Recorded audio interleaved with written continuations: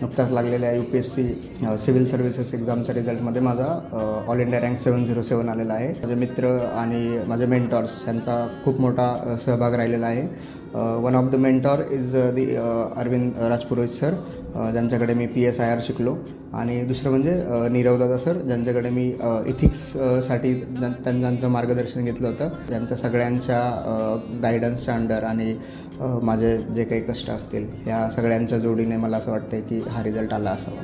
नजीकच्या काळात 2020 आणि 21मध्ये MPSCमधून माझी सेक्शन ऑफिसर आणि असिस्टंट कमिशनर स्टेट टॅक्स या पदावर नियुक्ती झाली. काम करत असताना मी पुढचे UPSCचे 2 अटेम्प्ट दिले, 2023-2024. मागच्या वेळी इंटरव्ह्यू दिला होता, पण फायनल सिलेक्शन माझं राहिलं होतं 15 मार्कांनी. तर यावेळी 707 रँक मिळून ते सिलेक्शन पण झालेलं आहे.